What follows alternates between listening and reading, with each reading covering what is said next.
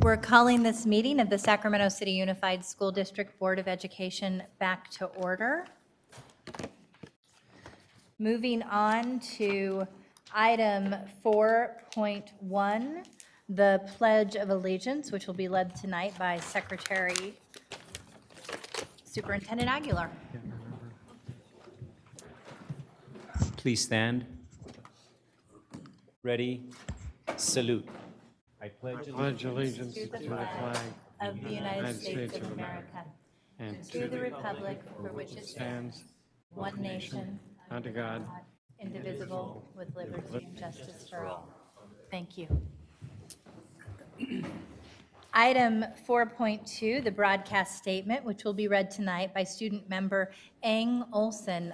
Before she reads the broadcast statement, we want to take an opportunity to warmly welcome our student board member Ang Olson. This is a new role for her, and this is her first board meeting. And I have to tell you, our student board members are incredibly hardworking, being here long hours throughout the course of the year. We are grateful for her service, and if you'll please join me in giving her a warm round of applause and welcome.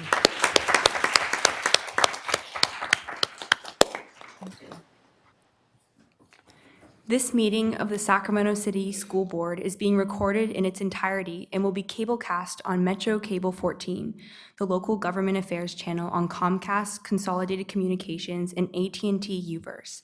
Today's meeting will air Sunday, August 4th at 9:00 p.m. and Wednesday, August 7th at 11:00 a.m. and also webcast at www.sacmetrocable.tv. We welcome members of the audience to address the board. Please complete a speaker form located in the back of the community room and give them to our communications representative along with any handouts you may have for the board prior to the conclusion of the item's presentation. Please speak into the microphone when addressing the board and state your name for the record. Please limit comments during public comment to items that are not on the agenda. If you do comment on an item that is on the agenda, we will ask that you please defer your comments until your item comes up on the agenda. Please also turn off your cell phones and place them on silent or vibrate. Thank you, Student Board Member Ang Olson. Item 4.3, our Stellar Student Recognition. Tonight's Stellar Student Recognition will be done by our Vice President, Board Member Wu. Thank you. I understand that Mr.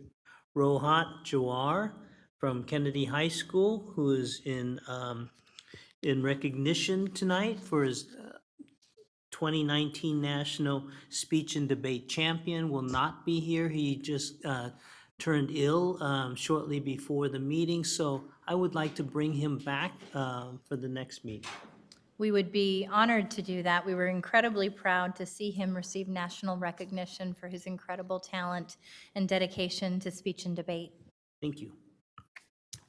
Moving on to item 5.0, announcement of action taken in closed session. no announcements out of closed session, Madam President. Thank you. Item 6.0, agenda adoption. Do we have a motion? So moved. Do we have a second? Student board member preferential vote? Aye. All those in favor? Aye. The motion carries. Moving on to item 7.1, approving resolution number 3093 to support the Schools and Local Communities Funding Act. Tonight, I was hoping to present this wonderful resolution with my board colleague, an ally on this effort, Board Member Mai Vang. Unfortunately, Board Member Vang is attending, or fortunately, attending the graduation of her sister this evening, and so sent her regrets. In presenting this resolution, I think it's important to note that we know that in California, we were once the leader in public education. Across the state, if not the country, Sacramento saw significant investment that is just not happening today. In fact, as a state, California is so underfunded post-passage of Proposition 13 in 1978 that we find ourselves in the dubious position of being 41st in the nation. What that means is essentially it's a zero-sum game where we are always put in a position where we are fighting over a finite set of resources instead of seeing the necessary investments to lift student achievement and ensure that we are able to adequately compensate the wonderful employees that we have throughout the district. This resolution tonight is presented to support the Schools and Local Community Funding Act. I'm going to read a bit from the resolution and then ask two of our wonderful community partners to come up and say a few words in accepting the resolution. Whereas since the passage of Prop 13, school funding in California has experienced severe limitations in what was once the main source of funding for schools, the property tax. Whereas Prop 13 created a loophole in the system which permits major commercial and industrial properties to avoid regular reassessment. Whereas per pupil support, which relies on state funding, has declined from the top 10 in the nation to the nation's bottom 10. Whereas California has the 5th largest economy in the world, but is the 41st in the nation in per pupil funding. Whereas school funding in California is $1,961 per pupil less than the national average, while California's cost of living is among the highest in the country. Whereas public schools in California face challenges in providing an equitable and fair education for a student population with vast differences in language, income, and other factors. Whereas the University of Southern California has identified that nearly 80% of the revenue from Schools and Communities First Act will come from just 8% of large properties. Whereas the School and Local Communities Funding Act is on the November 2020 ballot and could provide at least $5.3 billion annually for K-14 schools. Now therefore be it resolved that the Sac City Unified School District Board of Education endorses the Schools and Community First Funding Act for a ballot measure in November 2020. And at this time, I would love to invite Nancy Zong from HIP, who's been an incredible advocate in the community for many years, and Robin Muchler from SEIU Local 1021. I do want to say that we know right now that polling indicates that this resolution, that this initiative faces a significant uphill battle. And yet we know that we are under-resourced and ill-equipped to meet the needs of our students. It's incumbent upon all of us to roll our sleeves up, get to work in partnership to ensure that we are advocating for this critical funding. And I'd like to invite you to say a few words. Awesome, thank you. Good evening, Board President Ryan, Superintendent Aguilar, and members of the board. My name is Nancy Zhang, and I'm the New Development and Communications Director for Hmong Innovating Politics. Thank you for your support for this resolution supporting the Schools and Communities First Act. I first want to recognize how difficult of a year it's been for our district. We want to applaud the courage of our brothers and sisters in labor who were steadfast in their commitment in fighting for working families. We also acknowledge the members of the board who try to mend bridges and rebuild trust. The challenges ahead for the district are many, and we are under no delusions about the distress that exists. However, HIP fundamentally believes that much of the conflict, much of the distress, much of the fiscal uncertainty is in large part due to the culture of scarcity and divestment of public resources from education created by Proposition 13. We hope that coming together in support of Schools and Communities First is a pivotal first step in rebuilding trust, improving transparency, and working together to refocus on equity. You are already taking trailblazing steps by passing the resolution, but know that the road ahead for Schools and Communities First Act will be difficult. Already, the opposition is using scare tactics and misinformation targeted at our communities and your constituencies. We need your help to continue to educate parents and your constituencies about the devastating impact of Prop 13 has had on our schools. We urge you to join us as we canvass all parts of the districts to raise awareness and encourage voters to support the upcoming proposition. And finally, we ask that you join us in being visible and vocal in your support of Schools and Communities First. We look forward to collaborating with you on this generation-defining pursuit. Thank you. Thank you so much, Nancy. Please, Robin. My name is Robin Muchler, and I'm here representing SEIU Local 10-1, all of our classified members here in the school district. I do have a handout if I can give it to Ms. Morawski and have it passed down.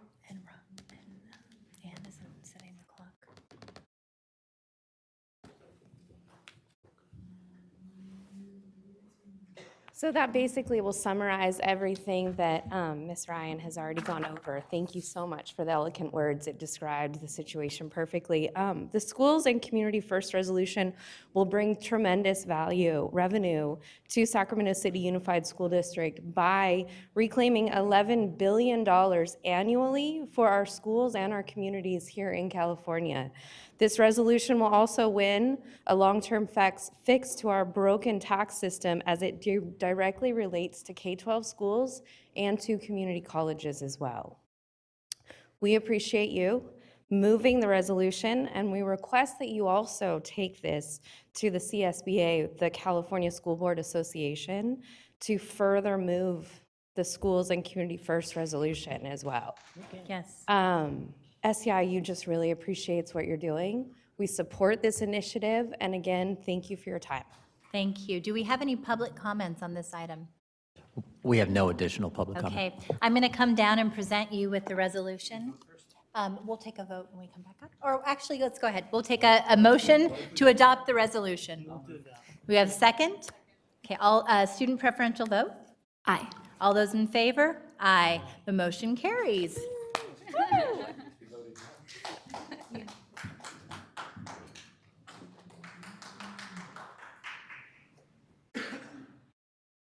Thank you so much.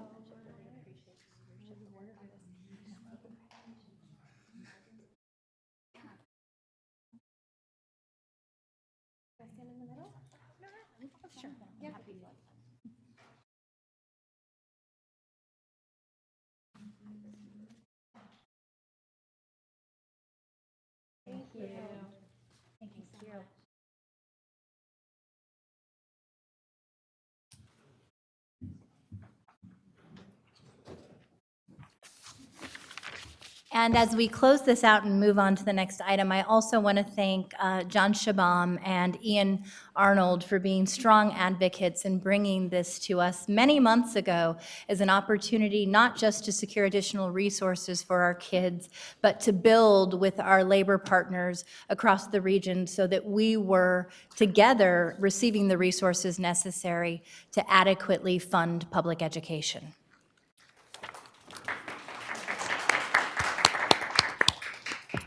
And I will bring this to the CSBA. Thank you. And Board Member Wu says he will bring this back to CSBA as he is a CSBA delegate and board member. Thank you so much. Item 7.0, special presentations, or sorry, item 8.0, public comment. Do we have any public comments on non-agendized items? We have 5 public comments. Please come up as your name is called. Diana McKenna, S. Samaniego, Cecilia Davila, Marian Bryson, and Alma Lopez. Okay. We have 2 minutes each for our public comments, and thank you so much for being with us this evening. Good evening, board members. My name is Diana McKenna, and I want to speak to you tonight regarding the relocation of the transportation facility. It was relocated in a parcel of land that is directly adjacent to our backyard. The facility houses 100-plus school buses and other vehicles that operate on a daily basis, arriving and departing from the parking lot off and on all day. With every run, there are backup signal horns and testing of safety horns. The insertion of this noise level has increased to an unacceptable level for the neighbors in that area. The school district installed a very unattractive, institutional-looking 10 to 12-foot wall sound barrier on the south side of the lot. The buses back up 7.5 feet from the wall. That wall is located 18 feet from our bedroom sliding glass window. There are not deep lots in this area, so the insertion of this noise is directly in our living space. I no longer feel comfortable leaving the doors and windows open because of the noise. And another thing that we're concerned about, my husband and I, is the emission of the carbon monoxide in that area. It's very fair. My husband approached one of your board members about putting in monitors to measure the levels, but was told that this couldn't be done. It was brought to our attention at the last meeting we had with some of the neighbors that the mitigated negative declaration that was submitted before the board, before this project began, has not been met. The material, thickness, and gaps in the wall are insufficient to comply with the decibel limit as outlined in the mitigated negative declaration. We hope that this information is either verified or negated in an attempt to solve this problem. Other concerns that have arisen because of this relocation is the increased glaring light from the newly installed LED lights in the parking area that shine directly in our light. They have put shields on some of the lights to help prevent that. And last, but certainly not least, is our concern over the decrease in value of our property. Thank you. Okay, thank you. And I'm not sure, but when our clock is running out, it's not beeping right now. Just wanted to let you know. Thank you. Next person, we have 2 minutes per public commenter. Thank you. Good evening. My name is Sandra Samaniego. I live on Maida Circle, right behind your new transportation center. It was referenced by my neighbor, Ms. McKenna, on the negative declaration report, which I believe is fiction. None of this is true, and I get woken up every morning at 6 a.m. 6 a.m. I'm home 98% of the time, and it's all day. It doesn't stop. I have honking, I have the alarms, and is that enough? No. You put in a PA system into the administration building, and then you have a machine shop. So I get grinding now. So I get grinding, I get honking, I get beeping, I get alarms. Not okay. And I can't imagine that CEQA would have approved buses 10 feet from a residential area. I am not happy. I've expressed that to many of your board members, Mr. Browning, who has been helpful, but he's done, I think, enough as he can. So I'm asking you to cease on the reverse beeping, which the CHP that you researched that they said is okay not to do. So did your insurance. So please stop with the reverse beeping already and attenuate the wall. Thank you.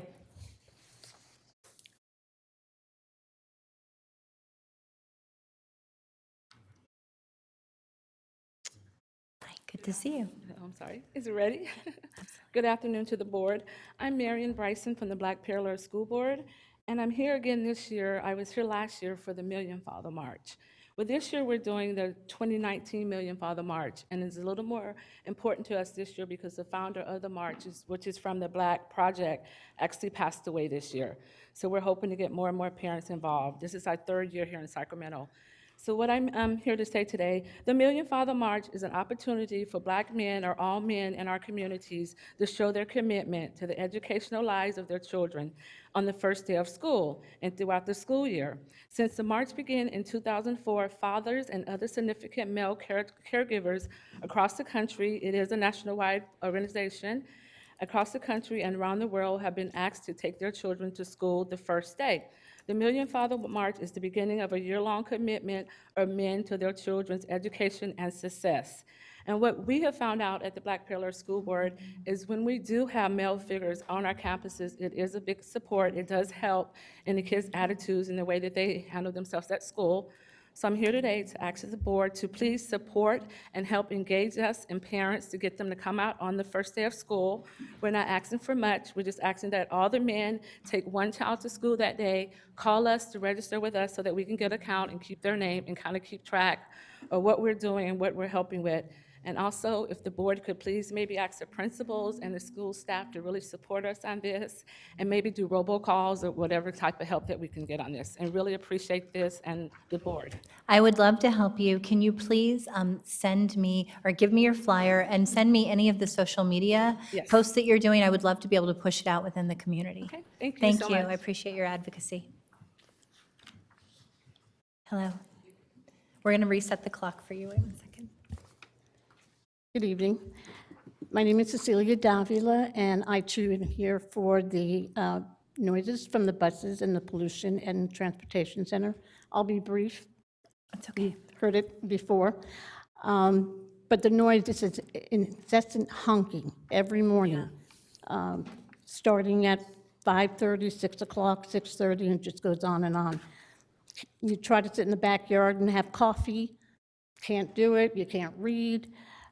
I can smell, I don't know if anyone else can, but I can smell some of the fumes coming in. I'm right behind it. And then it starts again around 4 or 4:30.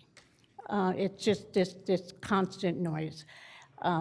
Can't have guests in my home. I invite people for dinner. We usually sit in the backyard and have some adult beverages before dinner.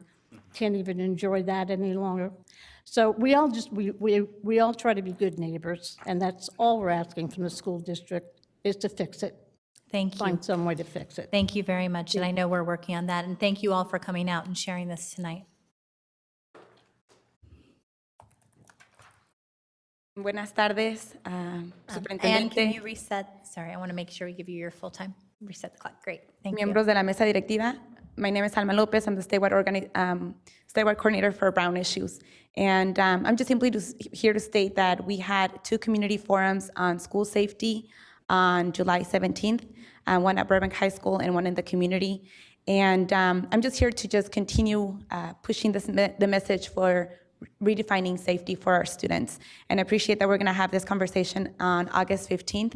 But one thing that I wanna state was a conversation that keeps coming with our students and our parents is the need for caring adults.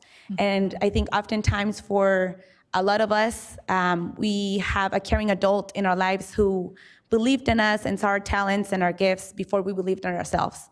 And why I say that is because I also learned that Burbank High School and McClatchy High School lost their parent advisor due to the budget cuts. But those are the things and the positions that really matter. The people who make our students safe, the people who they go to for any type of issues that are happening at home or in the communities. And I look forward to seeing also more investments in these positions because this is what safety looks like for our community, especially when it comes to folks being bilingual in the school campus, who not only our students go to, our English learners go to, but our parents as well. And so I just want to bring this up because that's one of the reasons why I'm here, because I had a caring adult in high school who believed in me, and I also know that that's the case for a lot of our students currently. So I look forward to this conversation on August 15th. Thank you. Thank you.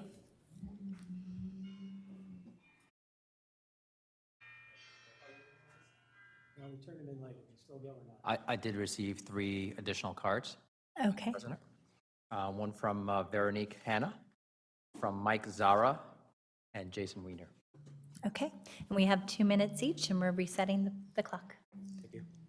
Yeah, I'm Mike Zara, and I live on Maida Circle, and there's nothing more I can say than what's already been said, just the fact that it's disrupting lives. The quality of life is going down quick with this. Something needs to get done, and, I'm not sure what it is, but there's been a lot of talk. I haven't seen any action yet, so I would just appreciate if something can get done and as soon as possible. Thank you.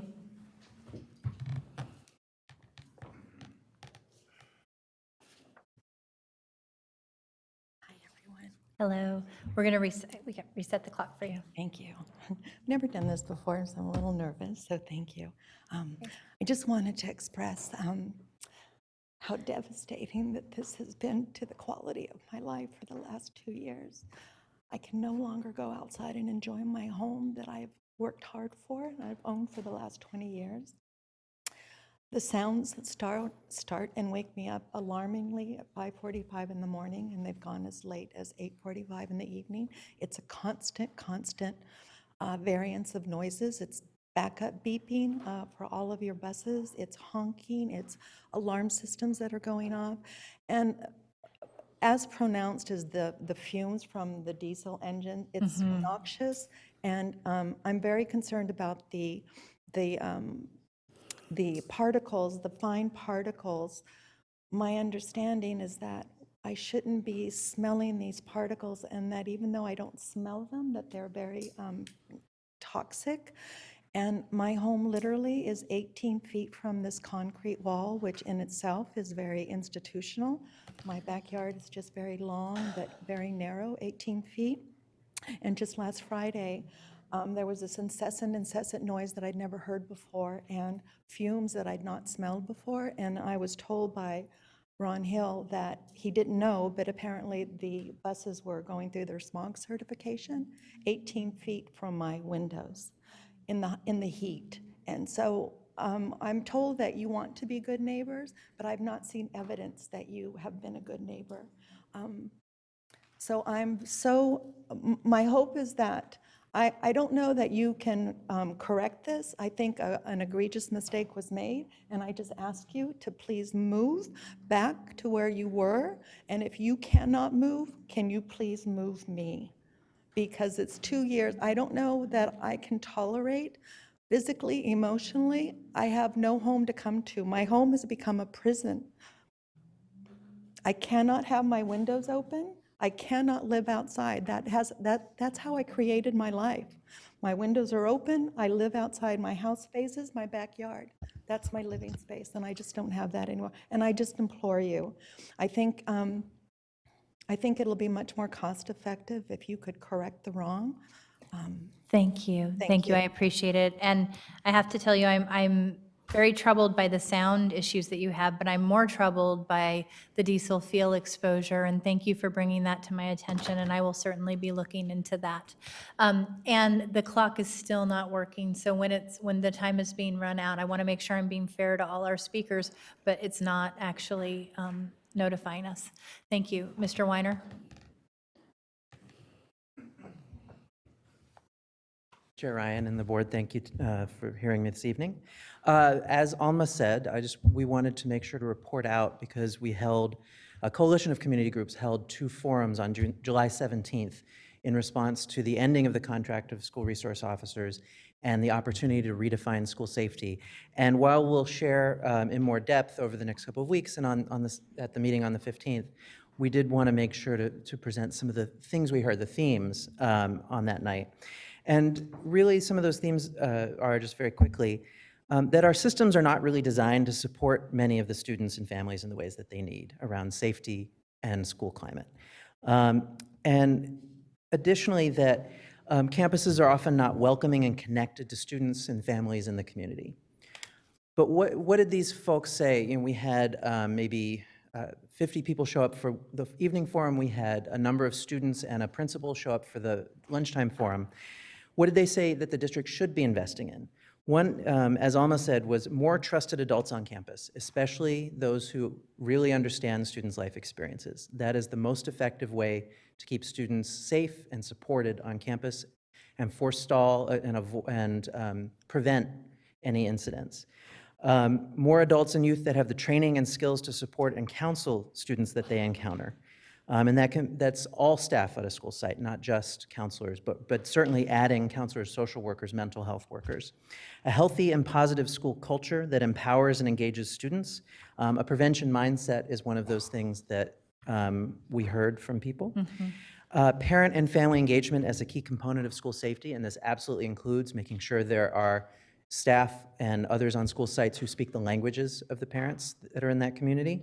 And lastly, where schools do interact with law enforcement agencies, we really need a clear system of procedures and accountability that makes it transparent to all when and why police should be called and what power that district and school site officials have in cases where something goes over the line.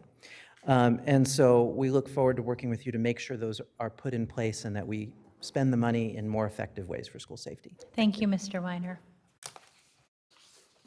We have no further public comments. Moving on to item 9.0, communications. Item 9.1, employee organizational reports.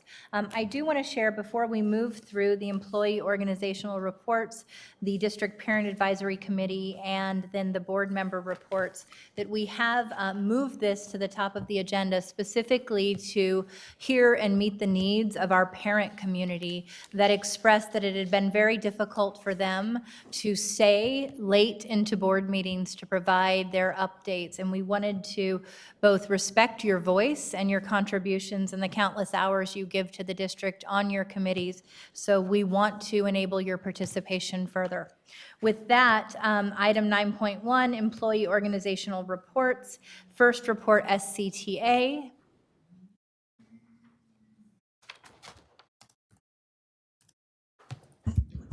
Good evening. We're going to go at, sorry, our clock's still not working. Okay. Okay. Go ahead. Good evening, board members. My name is Hassan McWhorter. I'm the second vice president of Sacramento City Teachers Association, and was also a SCTA bargaining team member in 2016 and 17. It's been exactly 626 days since Superintendent Aguilar signed the tentative agreement at Mayor Steinberg's house, and 593 days since this school board unanimously approved our contract. It still has not been fully implemented. After refusing to abide by the provision that restructured our salary schedule, the district backtracked on that agreement, then took the unprecedented step of suing its own teachers to try unsuccessfully to stop the arbitration. The lawsuit was a total failure, and the arbitration was a total victory for SCTA. We estimate the district wasted at least $250,000 of taxpayers' dollars.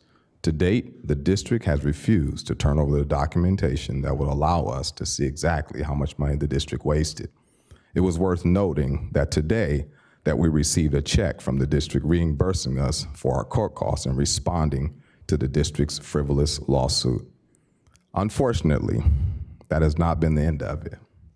Despite an ironclad agreement regarding the use of health plan savings to truly bring about equity, access, and social justice, by using those savings to increase services to our students, including lowering class sizes and an increased number of school nurses, psychologists, counselors, and other professional staff, the districts acts like no such agreement exists and grossly exaggerated a fiscal crisis to try to subvert the contract and hide the reckless fiscal mismanagement. Despite PERB issuing a complaint against the district regarding its refusal to honor the health plan provision, the district is dragging its feet on agreeing to expedite the matter before an arbitrator. Why? Because anyone who understands collective bargaining agreements know that district is holding a losing hand. Rather than improve services to students, the district would rather give millions of tax dollars to a for-profit insurance company, HealthNet. Rather than honor our fully enforceable collective bargaining agreement, the district launched a propaganda campaign against its own teachers, a campaign that has been exposed in the recently disclosed emails. How do Superintendent Aguilar and Board President Ryan, the two leaders of the district who promised time and time again to operate in an open and transparent manner, justify their decision to keep the emails from FICMAC's Mike Frine from the public and even full school board? How does Superintendent Aguilar explain confirming in writing to Dave Gordon the fact that the district forgot to count at least 730 students, which was an $8 million per year mistake on April 1st, 2019, but refused to disclose it for another 6 weeks, including during the layoff hearing where district staff may have provided false testimony, and only then burying it in a nearly 200-page document? How is it that even after it was pointed out to many of you in February and March, not one of you thought to question why the district was projecting to lose 1,071 Thank you students very much. in Your time is up. 2019-20, when for the previous 3 years, the average decline in enrollment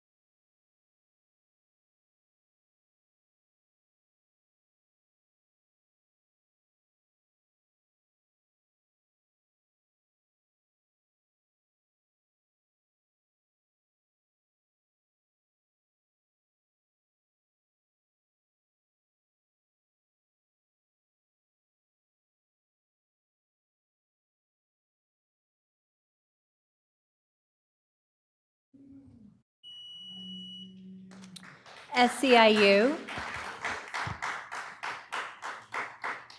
Do we have any organizational updates from SEIU this evening? TCS?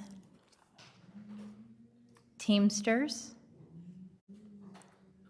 UPE? Moving on to item 9.2, our district parent advisory committees.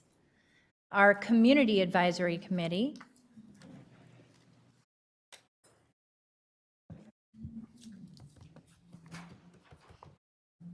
As Kenya makes her way up here, I want to thank her for sitting in on our Chief Academic Officer position interviews. I also want to thank you for the request you made for the CAC support.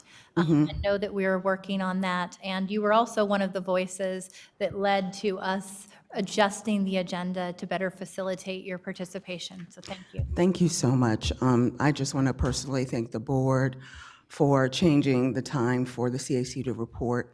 It is a burden that's been lifted off of many of the community members like DLAC and of course LCAP.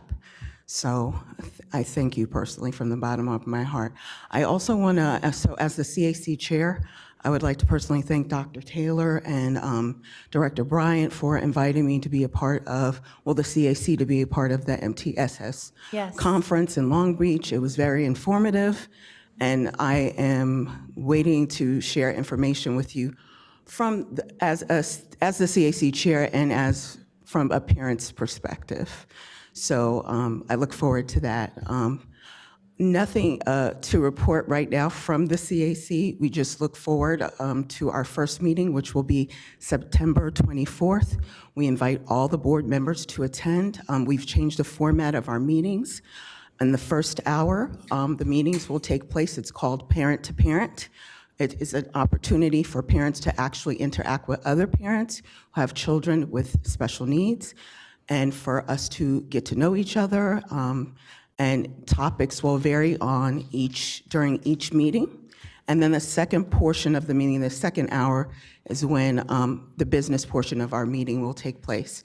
So topics like LCAP, curriculum review. So again, we invite all board members to attend that first meeting on September 24th. Thank you very much, and I saw it posted also on social media, and I'll make sure to help share the word as well.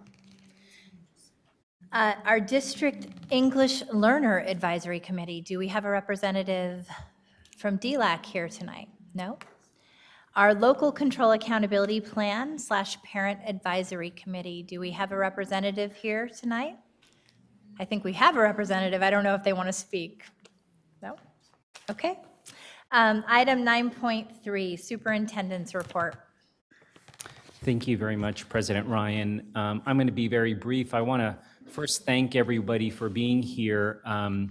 The first August board meeting sort of kicks off our academic school year, even though our students aren't here, but I do want to just talk about how excited we all are of kicking off our preparations for the new school year and looking forward to welcoming all of our students and families and staff with open arms in about less than a month now. Today's August 1st.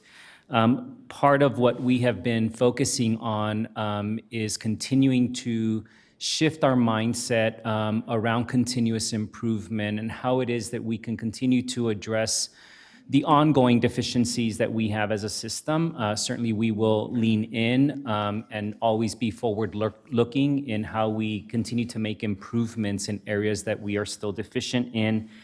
We will continue to focus squarely on the challenges that we face from a budgetary standpoint. We know that we have to do that in order to make sure that we offer opportunities to our students and our families. But at the same time, I think it's important that we balance our efforts, our time, our energy around those issues with the need to focus on increasing student achievement across the district as well, and focusing on striving to become a high-poverty, high-performing school district, and I think Sac City can do that. It's in the middle of the summer, and you can see already that we have parents here and other stakeholders who want to partner with us, who want to provide feedback and give us ideas And I believe that we have a staff and certainly a Board of Education that has adopted that mindset of continuous improvement, and we look forward to continue to engage with all of our stakeholders. Again, thank you for being here, and I hope that we will continue to see all stakeholders participate and attend our future board meetings. Thank you very much. Item 9.4. Madam President, Yes. we do have one public comment on this item. Oh, okay, we have a public comment on Alice this Mercer? item. And Alice, if you wait 1 second, we're going to make sure we get the clock working. Okay. I think it is, go ahead. Yeah, Alice Mercer, Hubert Bancroft Elementary. I've got better things to do over here than to be here today. But I'm not hearing anything in that about shortages of teachers over at McClatchy. I'm just talking to a teacher back there about half the staff's gone over at Rosa Parks. Teachers are leaving. You're not going to be able to educate to the level, we're not going to be a destination district, which was the hope when we negotiated this contract, if we don't have the staff to do it. And this sits squarely at your table. This is a result of the acrimony in labor relations that we've had, the malfeasance that has been practiced over with budgetary and finance issues, and just the dishonest way that you've dealt with teachers. They know this. They're going to other districts. You need to address this. We can't pretend like this isn't happening. And for the teachers who do remain, the question on everybody's mind is, where's our retro pay? Because you've agreed to do this. It took a lot of work to get to this point. We need it. Okay? Thank you. Thank you, Ms. Mercer. Do we have any other public comments on this item? Moving on to item 9.4, the President's Report. So I just want to begin by sharing that my husband reminded me the other day that I have spent 2 months of evenings and weekends away from my children over the course of the last year.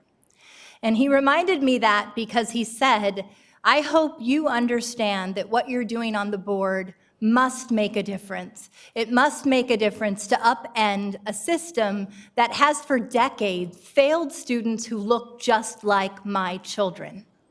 And we have allowed that system to be inequitable by design due to a lack of courage and appetite to have the courageous conversations and make the necessary changes to focus on children.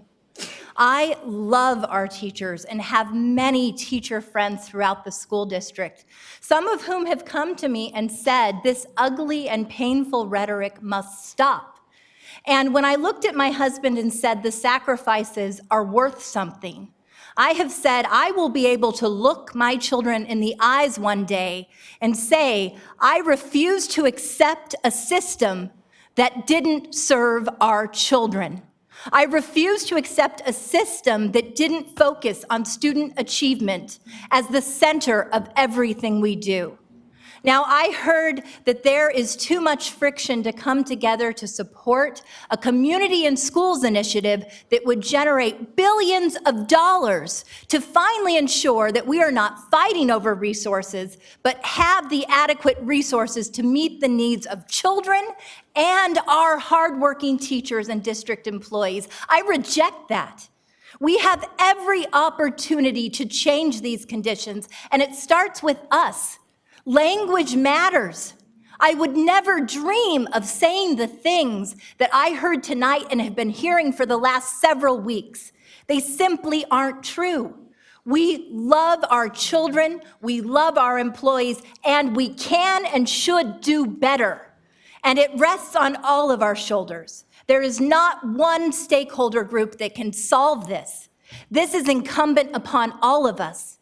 It is telling to me that I have been able to, over the course of the last few weeks, sit down with 4 of our 5 labor partners who have said we are moving in the right direction with courage and conviction for kids for the first time in many years. That I've sat down with teachers who have said, I am in pain because of the trauma and the divide. But it can stop right here. We can commit to a compassion campaign where we are in Sac City finally focusing on student achievement. I want to say that lost in all of this rhetoric is the fact that you said to me 2 years ago when I became your board president, and 2 years ago when we found this superintendent, that it was unacceptable that we were behind the rest of the state in high school graduation rates. It was unacceptable that we were failing to meet the college readiness rates for Black and brown students, and that you wanted us to do something about it. Well, for the first time, we have exceeded high school graduation rates and surpassed the statewide average. We have seen college readiness rates grow, particularly for some of our most disenfranchised students, including our Latinx students. And we have finally seen our students at every level begin to improve in their student achievement. This should be the focus of our work. And I'm asking our community tonight, I'm asking our labor partners to put this ugliness aside and do what's right by children. Because you can wait for the leadership to change and hope that other people will come in here, or you can endure and exit and see this continue for decades to come, essentially failing our children and accepting a culture in Sac City that does not have the courage to do right by kids. And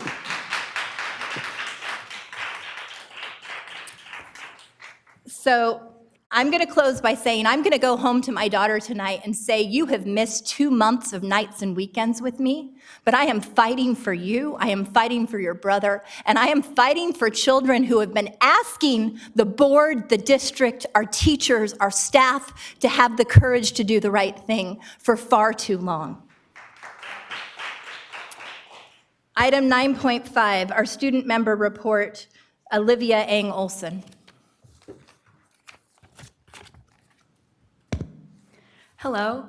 I want to give a brief introduction because this is my first board meeting. My name is Olivia Eng Olson. I'm a senior at McClatchy High School, and I'm very excited to be the 2019 to 2020 student board member. For a number of years now, I've been involved with youth organizations such as the Sacramento Youth Alliance, the Sacramento District Youth Advisory Council, and the California Association of Student Councils. It was with the Association of Student Councils that in the fall of 2018, I worked with fellow high school leaders to create and present a mental health proposal to the California State Board of Education. As someone who is interested and passionate about education policy, I'm both excited and honored to be serving as a student board member for this coming year. I understand that I'm still learning about the roles and responsibilities of board members, but there's one policy I'd like to bring to light tonight, one that has been of concern of my fellow students. In March of 2009, the College Board introduced Scorechoice, a feature that gives students the option to choose the scores they send to colleges. Designed to reduce test day stress, Scorechoice gives students an opportunity to show colleges the scores they feel best represent their abilities. Towards the end of the 2018 to 2019 school year, high schoolers in our district noticed that all their test scores, all SATs, all AP tests, etc., were posted on their transcript, a document that is sent to colleges for applications. They soon found out that SUSD had enacted a policy that without consent or input posted all scores. I ask if this policy is truly for the benefit of our district students when the majority of high schoolers across our country have the ability to choose the scores they submit. Not only does this put SUSD high schoolers at a college application disadvantage, it greatly increases stress on test day, which is known to reduce performance for some individuals.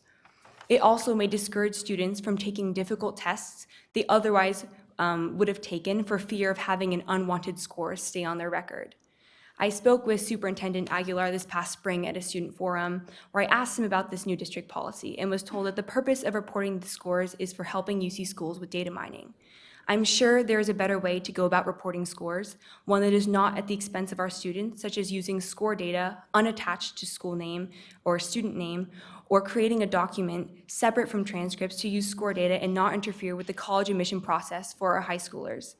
It is with that hope that I encourage a revision of the existing policy by the board's policy committee, as we as a district and board strive to take into account student concerns. Thank you. Thank you very much. I so appreciate your comments. Very strong way to start on the board. Thank you. Item number 9.6, which is information sharing by board members. If we have a clock at 10 minutes, I will take board member requests to speak. Board member Wu, followed by board member Morowski. I just want to report that I attended the Council on Great City Schools. Next time I will bring back sampling of textbooks that were prepared for our multilingual schools. So, Spanish. Thank you very much, Vice President Wu. Board member Morowski. Thank you, President Ryan.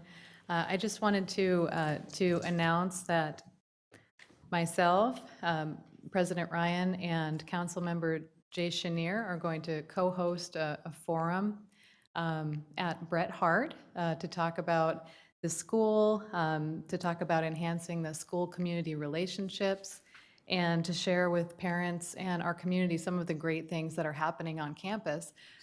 That will be August 13th at 6:30 p.m. I hope anyone who lives in the Curtis Park or Oak Park area who's interested, current parents, staff, it's going to be open. We're just going to get the flyers and things out in the next couple of days. So I hope if you see it, you can help us share and get the word out. And again, the date is August 13th, 6:30 p.m. It'll be at Bret Harte in the multipurpose room. Thanks. Thank you very much, Board Member Morowski. It looks like we have no other board member comments at this time. Moving on to item 10.0, Board Workshop, Strategic Plan, and Other Initiatives.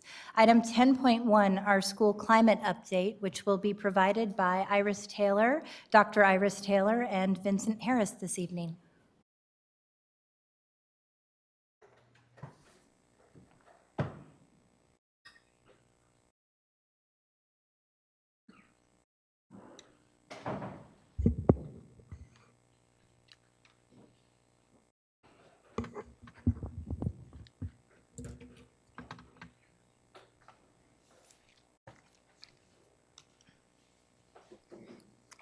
Thank you. So good evening, Board President Ryan, Superintendent Aguilar, and members of the board. My name is Iris Taylor. I'm the Chief Academic Officer. And as you see tonight, I am joined by several of my colleagues from various departments to share with you an update on our culture, our school climate and culture initiatives. We've divided this presentation into two parts. So the first you'll hear tonight, which will focus on an overview of how we're defining school climate and culture and our current reality, and then on our overall district indicators in this area, including suspension, chronic absenteeism, and a look at our school climate survey data. Part two, which will feature at our next board meeting, will focus on a deeper dive into specific initiatives to intervene in our culture and climate and to build positive school culture and climate.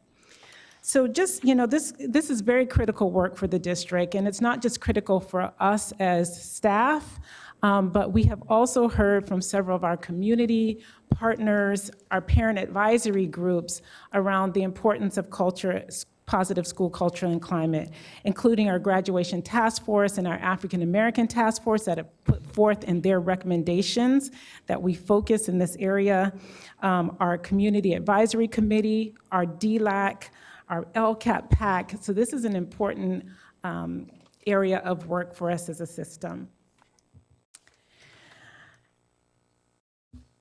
Our guiding principle also points us to the importance of this work. It's our goal as a system that every student in Sac City attends school in an environment that is positive, that is welcoming, that is caring, and that they do this every day. We also recognize that this is one of the greatest systemic inequities within our system, that that our students are not experiencing this, and this is also impacts our ability to actualize our guiding principle. I just want to let you know, we're having some technical difficulties, so we're unable to see the presentation here. We're going to refer to the PowerPoint Okay. packet that we have. Thank you. Okay, so I'm going to turn this over to Mycie Lee. Slight adjustment. Good morning, Board President, Superintendent Aguilar, board members. Good evening. I promised to get you out of here before the morning. Oh, thank you. Sounds good. So when we talk about school climate, what school climate refers to is the quality or character of school life, essentially the heart and soul of the school, sort of that feeling of you get when you walk into a school. The essence of a school that leads a child, a teacher, an administrator to love going to the school and to look forward to being there every day. A positive school climate helps people feel socially, emotionally, and physically safe in their school. It includes students, parents, and school staffs, the norms, the beliefs, the relationships, the teaching and learning practices, as well as the organizational structure of a school. And according to the National School Climate Council, a sustainable, positive school climate promotes academic and social development. In order to better see what school climate looks like in Sac City, several measures are used. Those are, as you can see, suspension rates, chronic absenteeism rate, the school climate survey, California Healthy Kids survey, empathy interviews, focus groups, as well as academic progress and achievement. Additionally, in order to support cultivating positive school climate, we know that having healthy adults who are socially and emotionally well, who are cultivating a culture of care is critically important. I think I heard that earlier from other members in the community. Adult social emotional well-being in particular affects the outcomes for our students, socially, emotionally, and certainly academically. Essentially, how adults show up in space to engage with each other as well as with our students affects the way they learn as well as how they thrive in their system. With that in mind, we will be launching an SEL Learning Summit starting with our leaders next week on August 6th and 7th. At this SEL Summit, learning will focus on the neuroscience of stress and trauma, research-based strategies for self-care for adults, and ways to deepen connections and build relationships with others in order to strengthen connectedness and belonging for all in the community. The hope is that our leaders will take this learning back to share with their staff as they collectively begin to think about and act upon strengthening the culture of care for all of their staff, students, and communities. Thank you. Thank you very much, Mycie. We appreciate all your incredible work.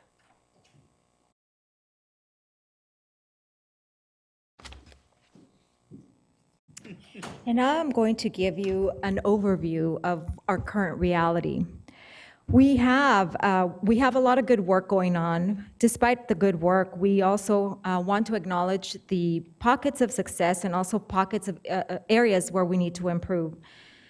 We do have leaders and staff that understand the importance of approaching behavior through positive and restorative approaches, but we also we currently experience situations where exclusionary practices are affecting our students daily. District-wide, there is no center of expertise or infrastructure for long-term and short-term student behavior management. We also lack the MTSS Center of Expertise. The work that we currently experience that impacts our students' behavior, impacts student behavior is done in silos. We have a capacity gap. We do lack professional development, and we are currently, of course, acknowledging and working on the whole idea of mindset shifts. And we also experience this permeating belief that students cannot access behavior and academic skills to be successful in our schools. We have an opt-in culture, weak data governance, and uneven data practices across our district, where there are inconsistencies in the way that we analyze our data, where we store behavior data and how we share that data. And some of these experiences are also not student-focused. When we think about a non-student focus, think about implicit bias. It seems to be present and it's not dependent on the difference in race between administrator or teacher than that of the student. So our system practices currently drive suspension outcomes, and sometimes suspensions are used more instead of helping students improve, more to appease adults. So now Maisie will give us some more information on the suspension research piece.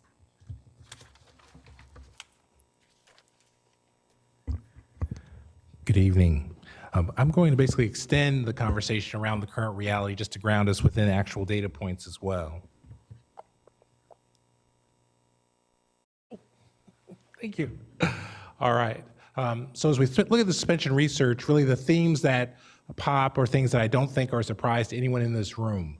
We know that the notion that suspending a student actually has detrimental impacts, whether it be the exclusionary practice of removing a student, and that ultimately, when you remove a student, two things are really manifesting the research. One, the removal doesn't seem to work. It doesn't seem to change the behavior.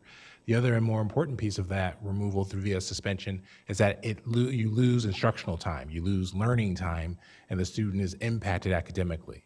And so we have a clarion call to action to think about how do we manage climate without using the lever of suspension, but use more appropriate tactics that keep students engaged and learning. As we look at our data, that also gives us a clarion call for action, because we can see that as we look at the California dashboard, in both suspension and also in chronic absenteeism, we actually are orange. In further context, when you look at our 6.1% suspended at least once, for the state, that number is about 3.5%. We look at our chronic absenteeism rate of 14.6. For the state, that number is about 9%. And so ultimately, as we think about our work in the system, we know that we need to do a better job of getting our handle around how to reduce these numbers, but more importantly, how do we engage with students? The goal isn't just to reduce the numbers, it's increasing our engagement strategies with students so that they're present and able to learn effectively. Then as we look at making all student groups visible, you can see here some variation, if you will, in terms of our suspension numbers. We've spoken about this earlier in terms of the gap we face, whether it be academic or in this context, in terms of behavior, and how it's important for us to close and reduce those gaps going forward. A lot has been spoken about from this board and in the community about the capital suspension report. So the goal here isn't to restate, but to declare how important it is for us to change these conditions, particularly for our African male students. It is worth noting that we've been looking at the data over the school year. Actually, we always have members of the community, Cecile Nunley being one, who have continuously reminded us of the urgency to change these conditions, and we actually are working on that process as we speak. As you look at the capital suspension report, this was also spoken about last year, we have a regional challenge that not only is Sac City, of course, listed number 1, which is wholly unacceptable. We also see the similar districts in our neighboring area, including San Juan, Twin Rivers, also have, and Elk Grove also are called out with the same challenge. So we recognize that this is a deeply rooted challenge for us, both within the context of Sac City and within our region. Chronic absenteeism data, really in a large respect, trends the same way as our suspension data. And so again, it just calls out the importance of what are we doing for all of our students. With that, I'm going to turn the presentation over to Jennifer Kretzman in our attendance office, who will give you some of the sense of the work ahead that we're doing to change these conditions.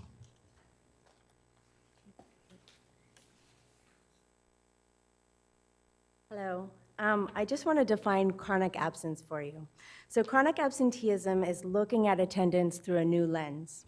In the past, we have looked at just ADA, average daily attendance, which is the number of enrolled students that show up on any given day. With chronic absence, we're aiming to identify specific students who are missing so much school that they're academically at risk. A student is considered chronically absent when they miss 10% or more of their enrolled school days for any reason. So this is different than in the past. We're looking at absences that are excused for medical reasons, unexcused absences, and even suspensions. If they miss school for 10% or more of their enrolled days, that is now putting their academic success in jeopardy. This equals 2 days a month, so just 2 days a month, or 18 days out of this school year. It's also important that we know and understand why our students are missing school. We understand their barriers, their lack of engagement, the school climate, so that we can better address the reasons that they're chronically absent. Now I'll turn it over to Matt. Good evening, Superintendent and members of the board. So I'm going to introduce our student climate survey, and first of all, answer the question, why do we do a student climate survey? So the student climate survey really gives us the insights and the perceptions from students about how they are feeling around their school site. And it also then allows us to break this down so we can see how are different students experiencing our school sites. So, what do we measure when we do the student climate survey? We measure a variety of things. Sense of safety, that's both physical safety and emotional safety, and also belonging and connectedness. We also measure the different indicators of social emotional learning, including self-management, growth mindset, self-awareness, social awareness, relationship skills, and self-efficacy. So then the question, okay, well, what do we do with this data? So first of all, this gives us an insight into how a student's experiencing the current culture and climate within our school sites. It also then allows us to measure if there are any initiatives happening within the school around culture and climate, how are those going? It also answers the questions when we do a needs assessment around what is it exactly that we're trying to accomplish at that school site, in terms of culture and climate. And then also, when we actually try something out, can we see if a change is actually an improvement by looking at the data from student perceptions? So who does this survey go to? It goes to all students in grades 3 through 12. So next, we're going to look at some of the results from the survey. So first of all, when we look by grade level, we can see that those students who report the highest sense of connectedness and safety are at our small high schools. So that's a rate of 70% feeling connected and 76% feeling safe, both, again, physically and emotionally. The lowest rate of connectedness is at our large comprehensive high schools, reported at a rate of 60% of students. Our grade 3 through 6 students actually, worryingly, are reporting the lowest safety at only 61% of our 3 through 6 students reporting a positive sense of safety. If we look at this, how it breaks down by ethnicity and race, we can see that our white students report the highest sense of connectedness and safety at 71% and 68%. And that our Native Hawaiian, Pacific Islander, and African American students report the lowest levels of connectedness and at 62%. And our African American students report the lowest safety percentage at only 59%. Again, this gives us some insight into who are our culture and climate at the school site levels. Who are these working for?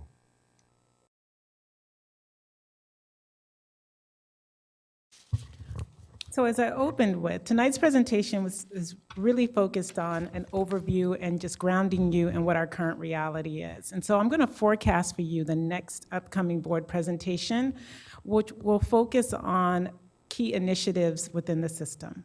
The first being our emerging multi-tiered system of support work. You heard Ms. Martinez speak about attending the multi-tiered systems of support statewide conference this past week. We also had several members of our staff attend that as well. You'll also share with you an overview of the data tools that we have available for us to support a multi-tiered system of support, some that you may already be familiar with. Our Performance and Targeted Action Index, our EIIS, our Early Identification and Intervention System, as well as something that we're calling our ABC reporting, which allows data analysis and planning for our site leaders. I'd like to just share with you that even as recent as today, during our principals meeting, our principals were introduced to these tools in the areas of chronic absenteeism, suspensions, and as well as suspension and climate and academic performance. We'll also focus on just this idea of building towards a new normal, right? Looking at our school climate work team and the work that was done this past school year and the early lessons learned from there, and then building the conditions and readiness for implementing climate best practices and initiatives. One that has been called out by our African American task force, looking at sites that have a 5% variance in suspension of African American students and the development of plans at those school sites. And then finally, we'll also include just the resource implications, grant pipelines that we have, our use of Title IV spending, and then just the professional learning and capacity building. So with that, I will open it up for public comment, and then we'll take questions. Thank you. Mr. Barron, do we have any public comment? Yes, Madam President, one public comment from Kenya Martinez. Thank you. Kenya and Angie, are you also putting in a public comment? Okay. Okay. I didn't see the card. Okay, the clock started. I didn't. We'll start it over again. Thank Can you you. start from the beginning? Sorry, we're having some technical difficulties That's tonight, fine. I think, as you saw. Okay, I'll start speaking anyway. So, as I said earlier, I attended the MTSS conference Yes. in Long Beach. One of the things that I learned about was the McKenty-Vento Act. So I would like to make a suggestion to the district that if you want to handle or at least address chronic absenteeism, you need to find out who is homeless or unsheltered, living unsheltered in our district. Absolutely. As you guys know, the McKenty-Vento Act does provide transportation to students, and that would help alleviate some of the chronic absenteeism happening here within our district. Another suggestion I would like to make is that for any student attending a Title I school, that I believe the district should come up with an alternative plan to get students to their school location. Many students can't afford to get to school. There's a school in New Jersey where, don't remember the name of the school or the principal, but it was highlighted on CBS this morning, where the school principal actually opened a laundry facility. So I would suggest that the district open a laundry facility, Yeah. so that way families aren't utilizing the money that they could give to their student to get to school. So these are the suggestions that I would make before the board to address our chronic absenteeism. So, Thank you so much, Kenya. Angie? Oh, sorry. Good. I just called you Angie instead of Angel. It's okay, it's okay. Good Had a evening, moment Board- momentarily out. Good evening, Board President, Superintendent, and board members. So one, first has nothing to do with this. Well, it does. Thank you for your comments earlier. From parent to parent, I really felt your passion in saying those things, and I felt that you were there to protect our children, all of our children. So I just want to say thank you to you, Board President. Second, I just want to thank staff for, I feel like it was the first time really acknowledging the current reality. I feel like throughout all of these years, there's been a lot of excuses. And so this presentation on what the current reality is, we need to know where we're at and be honest about where we're at to move forward. So I really needed to hear that as a parent, and I appreciate staff for being truthful and being transparent with that. The other thing I wanted to talk about was training. A lot of the time, we're talking about training, professional development for administrators. We really need training for folks on the ground. I want to call out campus monitors. I know training's expensive, but the train the trainer model doesn't work. It just doesn't. And so we need to find ways to find professional development opportunities for our campus monitors who are dealing with the students all the time. When I was at the meeting that Black Parallel School Board talked about, Brown Issues talked about, there was a student that said a campus monitor changed her life. A campus monitor got her through her trauma. We forget about those people, but we really need to hold them to high esteem. And with that $1.5 million that we're wondering how to spend it, let's think about things like that. The other thing is we have so many providers, we have so many partners at the table, after school programs and other things. How can we get partners at one table to talk about school climate? We need to get all folks involved that are serving all of our kids, all providers, and even new providers and partnerships to be involved in the planning and implementation for improving school climate. We cannot do this alone. I have lots of ideas for improving school climate, funding strategies, partnership opportunities. I was an intern here at this district before, so I would love to be a part of that, but at least get our providers all on one page. Thank you so much. Thank you for your comments, Angel. Do we have any other public comments on this item? Okay, so we're going to take board member questions and comments at this time. I don't have anyone who's lit up yet, but I do have a couple questions myself. Starting on page 8, I'm so appreciative of the fact that you called out the reality of the Capital of Suspension report and the efforts that we have underway to buck those troubling data trends, including the culmination of our African American Achievement Task Force with some very ambitious goals around how we can change those conditions for Black students. Two things I want to point out. One, the Sacramento City Unified suspension rates in the district being among the worst in the state. We have, as you know, through MyZ and some of our other work in the district, instituted restorative practices and tried this idea of transformational practices. And I would like to hear from MyZ or others, what is the holdup in ensuring restorative practices are happening at all of our school sites where we know that they are a critical lever of change for ensuring that students have their needs addressed versus being disproportionately disciplined?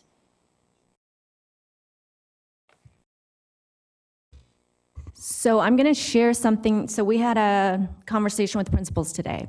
And one of the things that I remain to say to them is we can talk about restorative justice and the importance and value of putting in place restorative justice. But until we store up our foundational and transformational conditions, it's difficult to restore to something.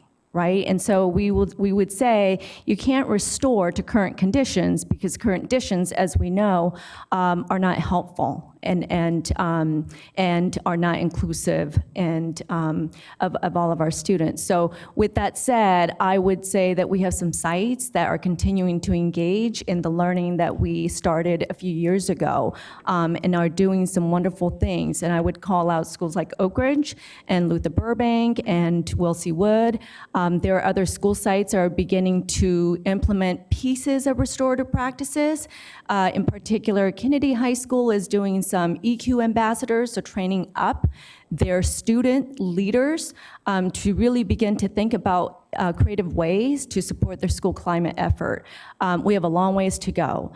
There's a lot of work that we need to do with our school sites. We've had a few school sites that have asked and requested for, staff has decided as consensus that restorative practices was important to them. And so we are doing some work with John Sloat. We're doing some work actually this summer with 2 other schools in terms of training whole staff.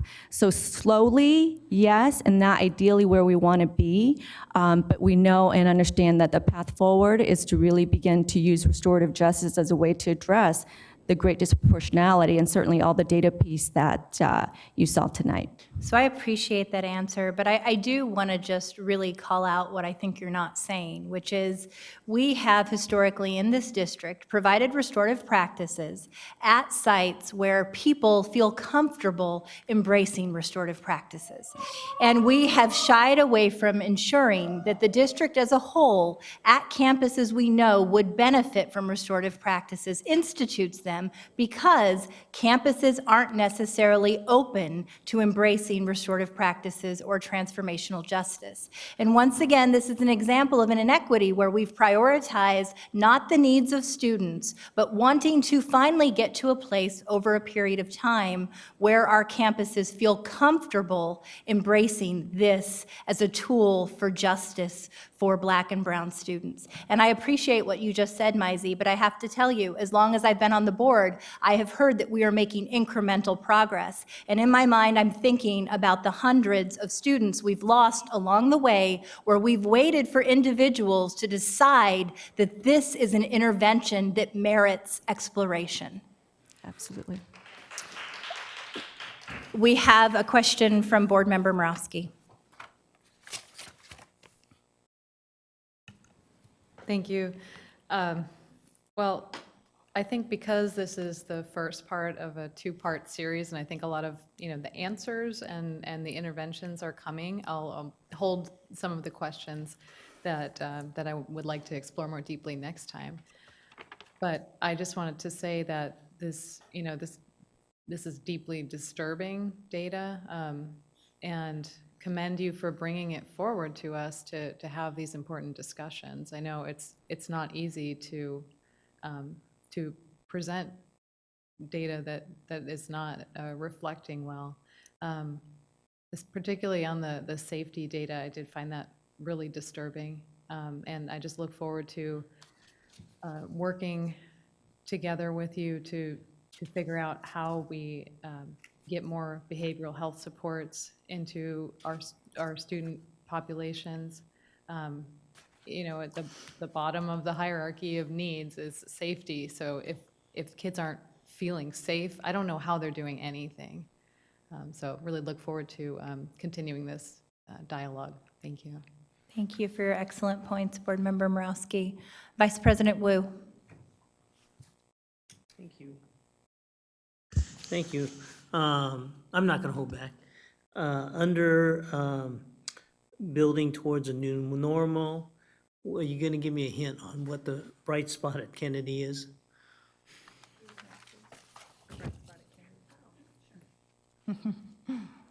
So I noted a strategy that they began last year around really building up their student leaders around restorative practices to support the culture and climate of the school. And what we're finding is their referrals are decreasing and their suspensions are decreasing. So that's what we mean. Wonderful. Let me throw out a recommendation, and you might use it, you might not. You might be able to get student leaders out of a non-leader. Just try that out. Thank you. Thank you. Board Member Minnick. Thank you. So first, I want to say thanks for all your work on this. And I really appreciate seeing all of you from different departments working on this together. And this is, I mean, it's very clear that this is something that, impacts all our kids and our entire district. So we're talking about, absenteeism, but we're also, talking about, academics and so much stuff. And so to see you all here presenting this together I feel like is really powerful. I really appreciate a comment that was made, and I'm paraphrasing, but essentially that, we have this tendency to use suspensions and discipline as a way to provide kind of comfort for adults as opposed to the support, to support the needs of our kids, which is absolutely true with a lot of how we do discipline, but it's also true how we do a lot of things. We spend a lot of our time making sure that adults are happy to the detriment of our kids. So I appreciate you putting it out there like that. And I agree with Ms. Garcia, who spoke about the importance of knowing where we're at right now in the current status. And I really appreciate that you're doing this in two segments, because sometimes these presentations come to us and it's like, here's where we're at, here's what we're doing, here's where we're going.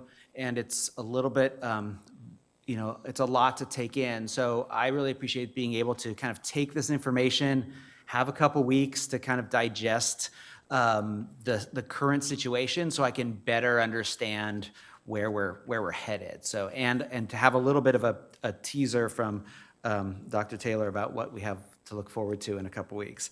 And also you mentioned Wilsey Wood and their use of restorative practices. I've seen this in action when they use, restorative circles and these students working together. And it's, it's not rocket science, it's common sense, and it's just about treating each other with respect. And it's hard to believe that there's ever been a conversation where anyone has argued against doing this, but it happens all the time because we're scared of making changes or doing things different, or it's easier just to suspend kids or whatever ridiculous thing people say.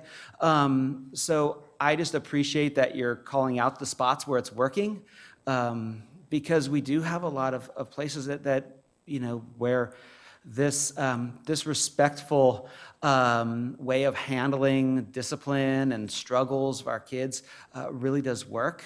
And there's really no excuse that we're not doing this everywhere. So I appreciate it. And I appreciate President Ryan's point that, the folks who are doing this are those who believe in it and are willing to go all in. The hard work is getting those who are so stuck with the status quo to be willing to try something new. So I appreciate that you're making those efforts. So thank you. Thank you.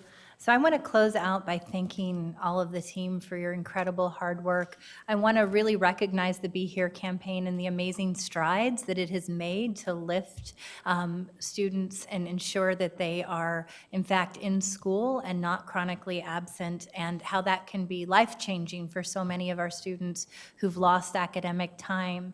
I also just want to say, as we move forward with this work, it is incredibly troubling to me, as it was to Member Morawski, to see that our African American community feels the most disconnected, that some of our on-P community feels the most disconnected, because we know if you are disconnected, your likelihood of being academically successful is very small. And so this idea of addressing connectedness in school climate is huge, and I think it's the responsibility of all of our adults at every level. Our campus community welcomes a student, not just the teacher, the principal, it is the cafeteria worker, it is the custodian, and we have to figure out a way to recognize school climate training that is culturally inclusive, that is meant to ensure that every student, irrespective of the color of their skin, walks onto a campus and feels equally valued. And I hope that that's where our work will take us next. Thank you. Item 10.2, Constituent Services Report, which will be done tonight by Stefan Brown.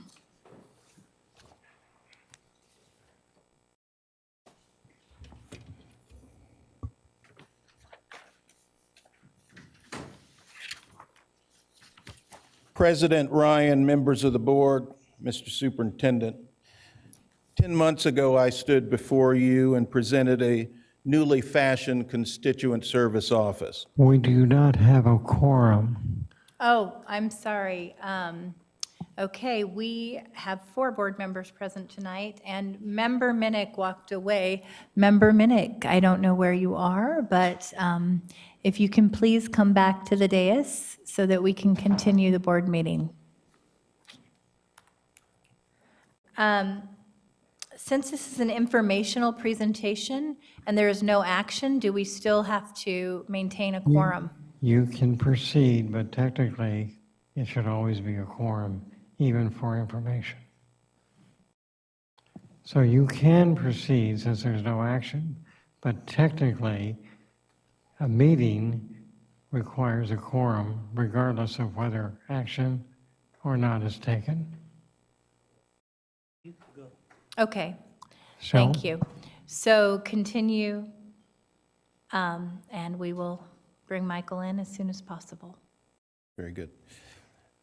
Today, with a year's experience behind us, I am able to speak with more clarity about the mission, the value, and the activities of this department.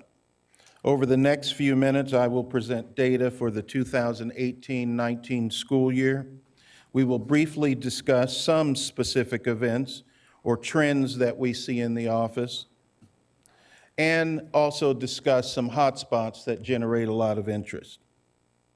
As we go through the data, it's important to note that of the 1,349 cases included, all are not complaints. Some are requests for information, others are constituents seeking guidance on how to best solve an issue. And there are also 2 thank yous. It's important, before I proceed, that I mention the team.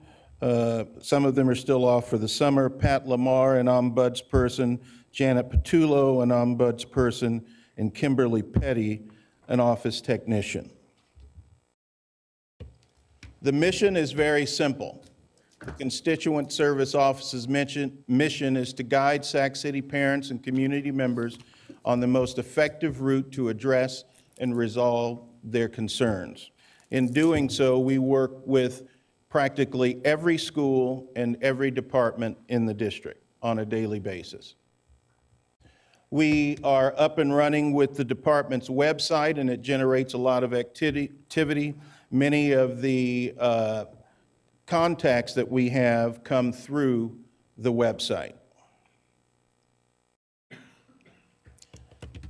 You can kind of focus on 4 specific lanes that we are involved with. We facilitate complaint resolution.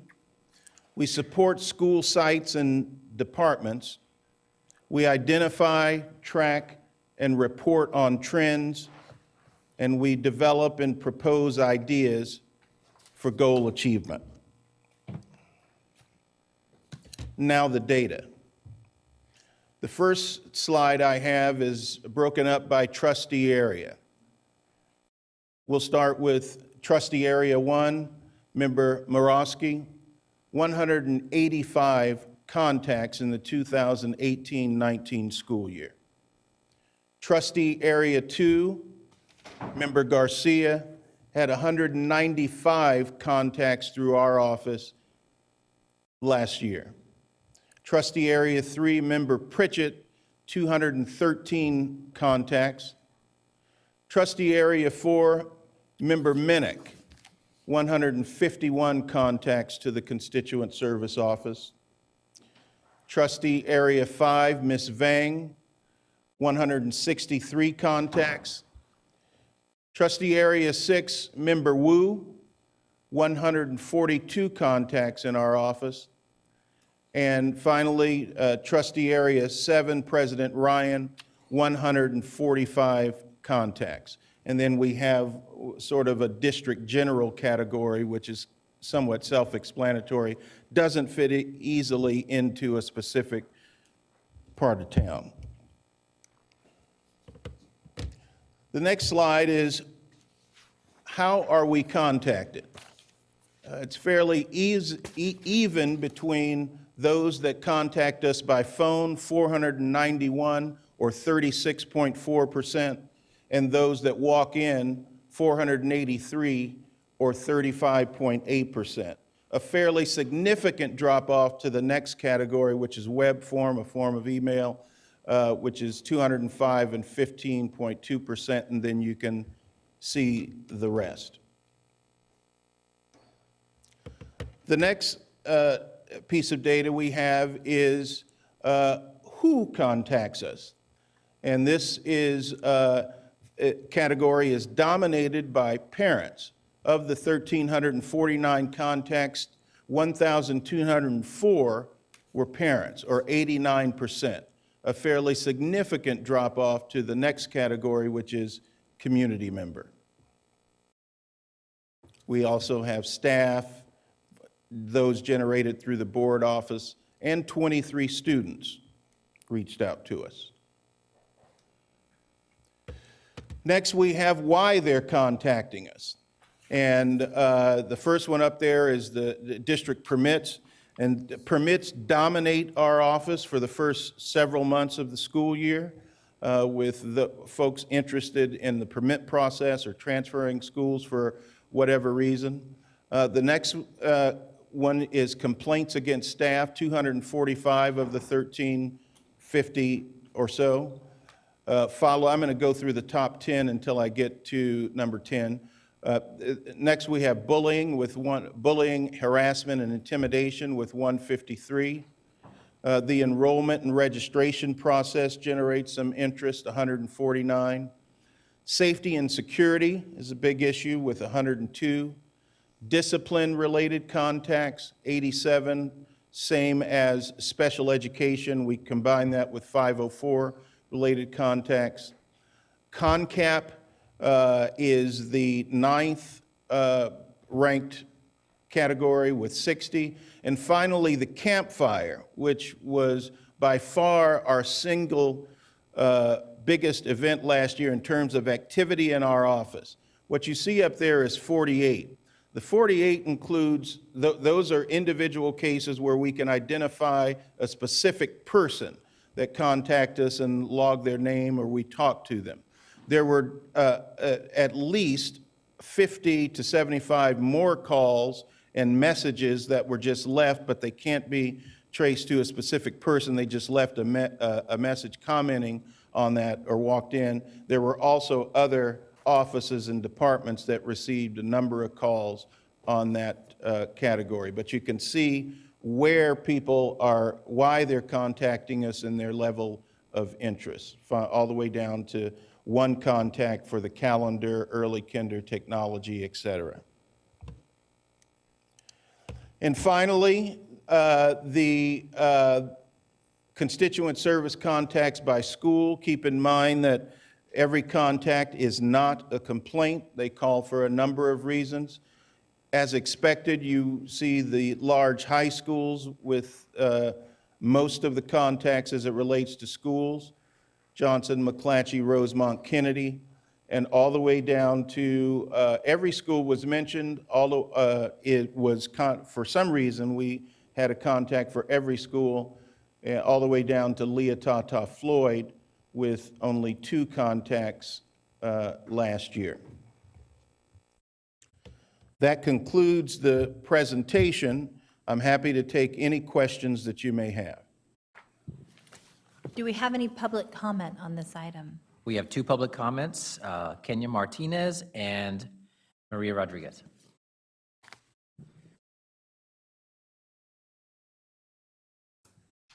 Good evening, board members. First, I'd like to say that I actually was hoping for a media report that would go into depth as to what actually was happening in the Office of Constituency. My work that I do with the Gifts Foundation in meeting with other parents who have experienced harassment, well, actually, their child has experienced harassment and bullying at certain schools, sites. We have heard horror stories about what has happened to them when they've gone to the Office of Constituency. And I would like to see some resolutions as far as what's happening within that office. I have a few questions. I would like to know, how are complaints solved regarding staff, against staff? Also, how is bullying and harassment solved? We do know about the bully prevention specialist who I've worked with, and I know that she was trying to roll out a pilot program at least 3 school sites. One of them was Sacramento New Tech, the other one was Sam Brennan Middle School, and I cannot remember the elementary school right now. I think it was John Cabrillo, yes. So, but I'd like to point out right now, I know at the district, because I've been coming to board meetings and getting to know everyone, that every school has autonomy, at least the principal has autonomy at their own school site. So even though bullying can be prevented, but because there's autonomy at each school site, things are handled differently. So I would like to have answers to those questions specifically. How are complaints against staff solved? And how is bullying and harassment solved for students when there's just a pilot program that's about to be implemented at 3 school sites? Thank you. Thank you.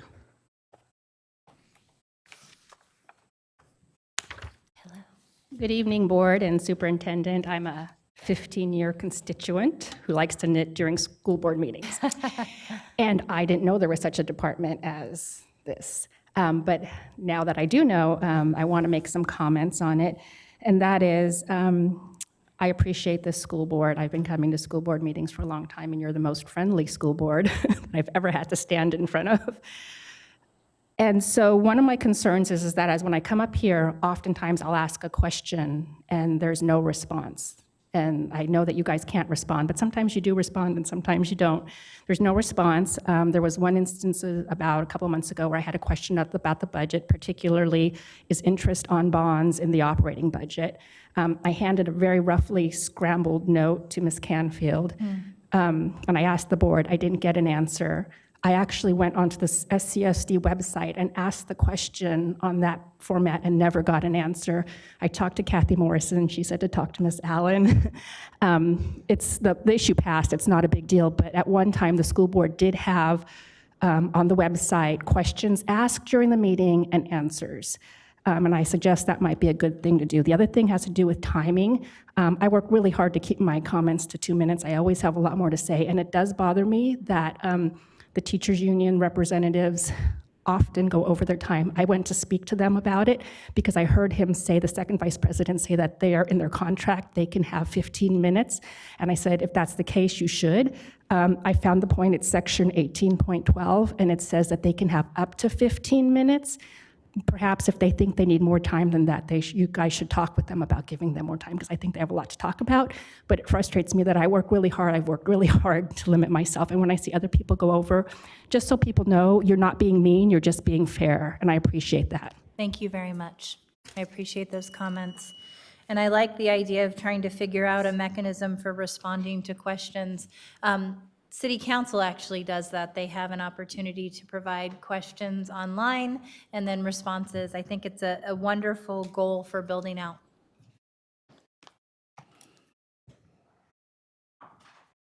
Do we have any, no other public comments? We have a question from Member Morowski.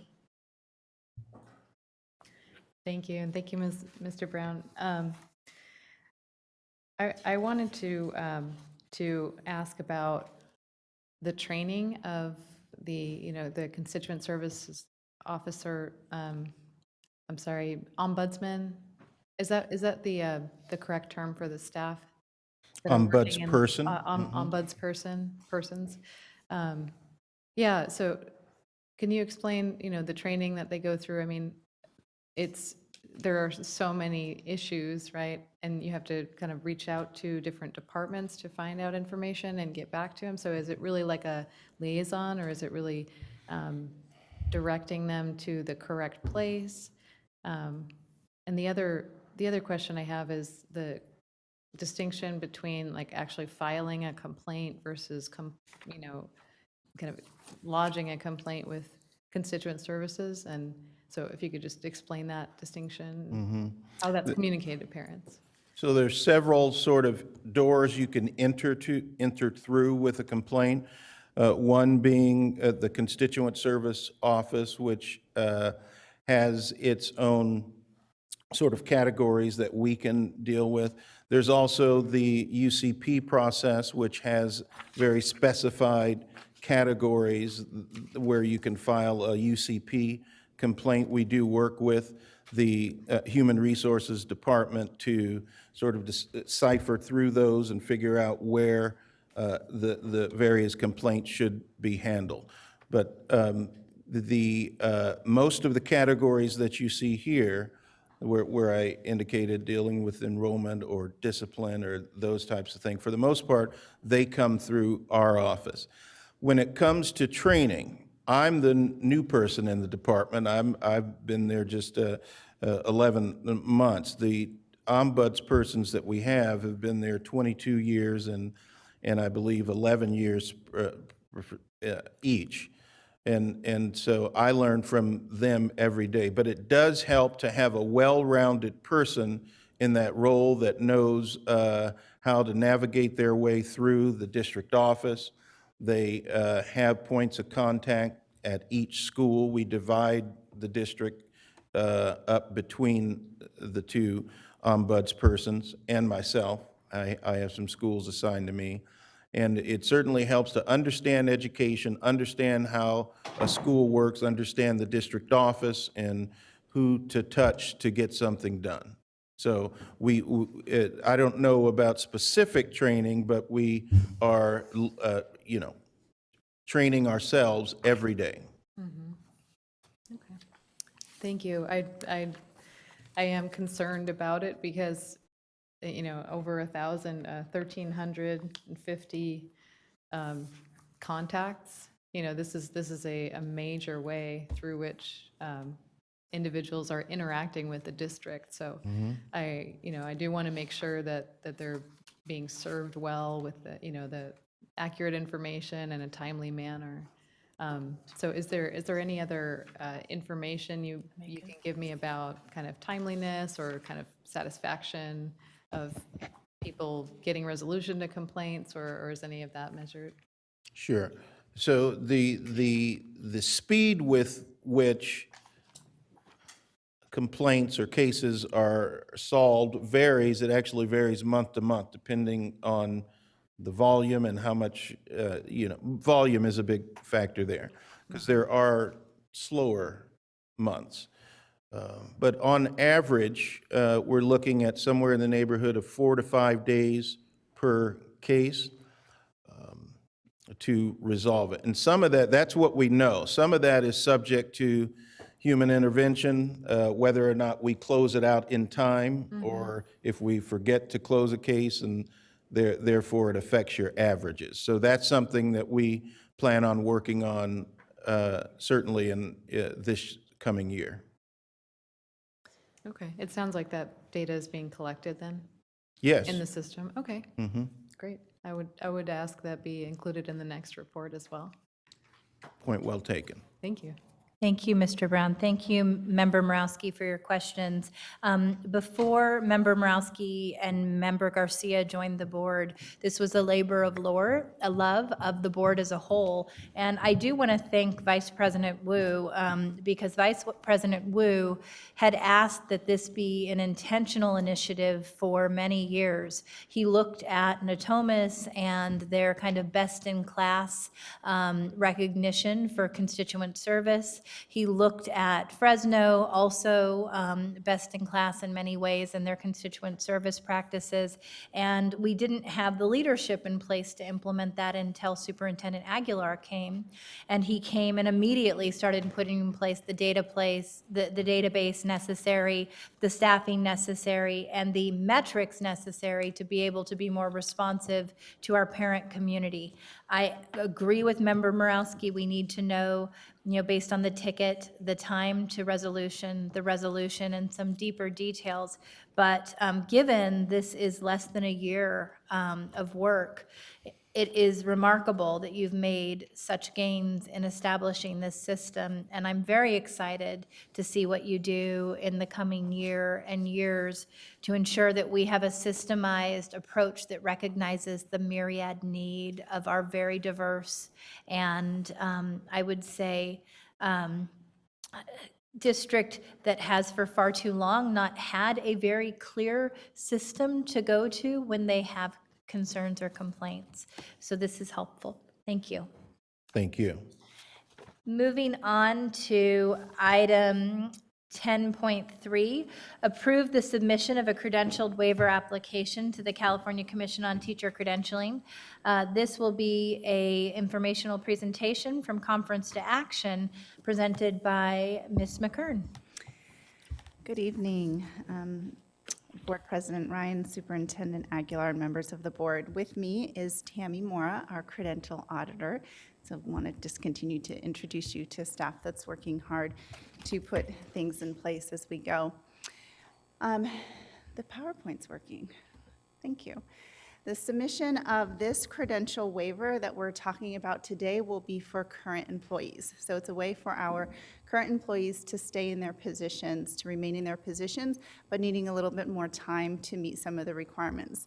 The Ed Code allows for districts to waive a portion of the requirements as I said, to give them an opportunity to complete. The CTC, the Commission on Teacher Credentialing, does require that the waivers go through a public notice process at a regularly scheduled board meeting, and so that's what you're going to hear this evening.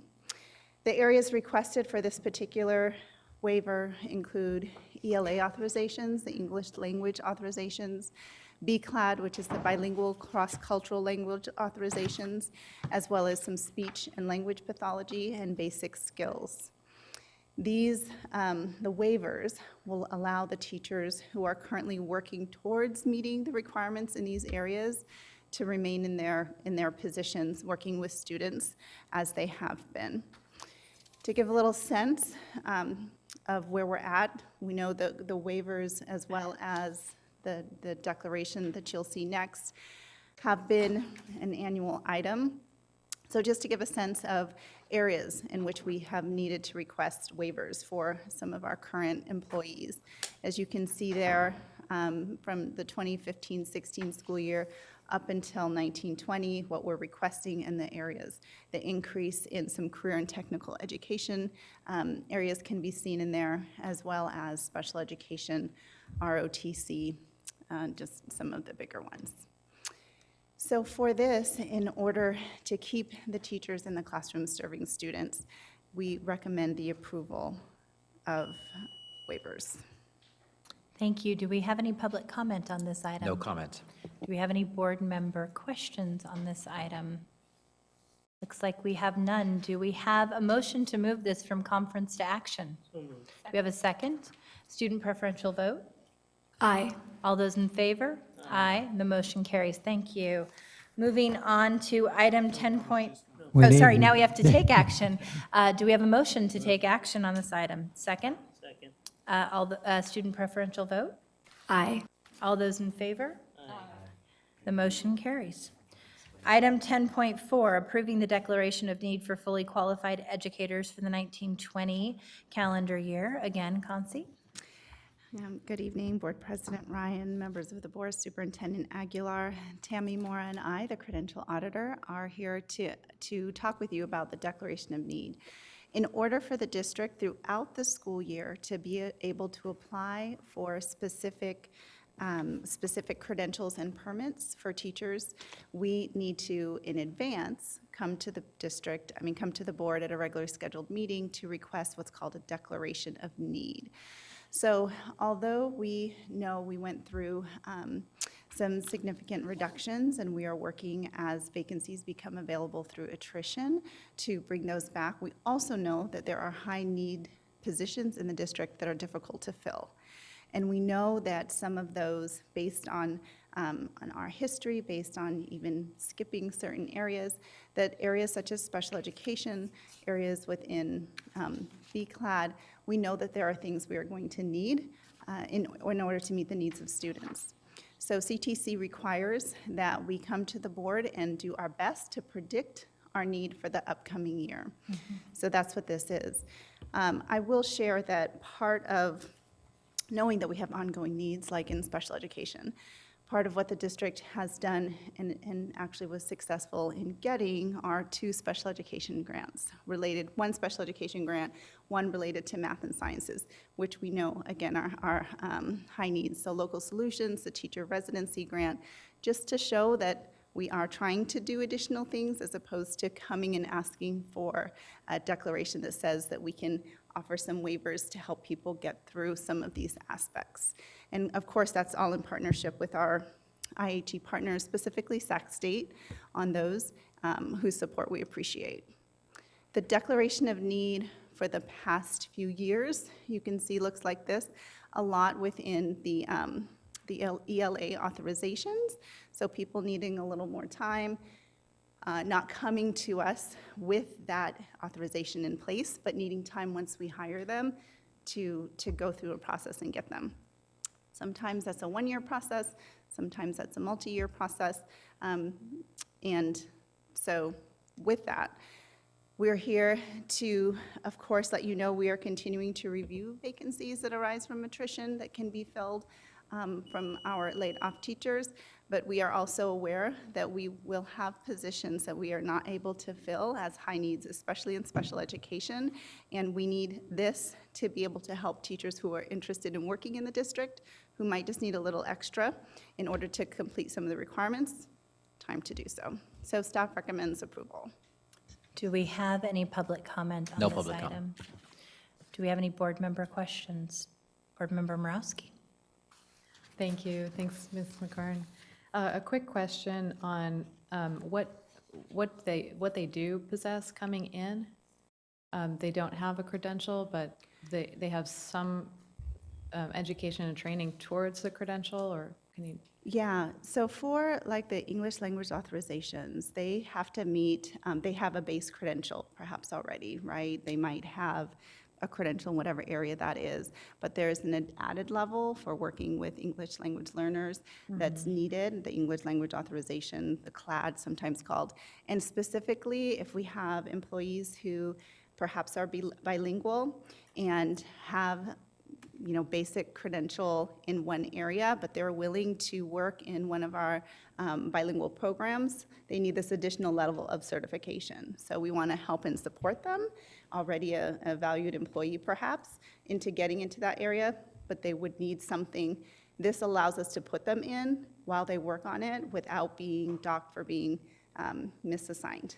Oh, okay, okay. And there is some level of accountability for ensuring they become, qualified under the required authorizations? Yeah, some of them have time limits, and they have to show progress towards. So one of the things that Tammy does in her role is she's monitoring that. She is sending reminders to people, not only whose credentials may be expiring, but certainly watching those that we have on waivers or that we have through this process to ensure that they're meeting. Because if they're not, then we're not allowed to continue providing that additional time. Okay, thank you. Thank you. Do we have a motion to take this from conference to action? Second, student preferential vote? Aye. All those in favor? Aye. The motion carries. Item, moving to action. Do we have a motion to take action?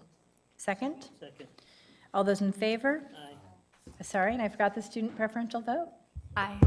The motion carries. Item 10.5, approve the issuance of the NorCal Trade and Tech Notice of Violations.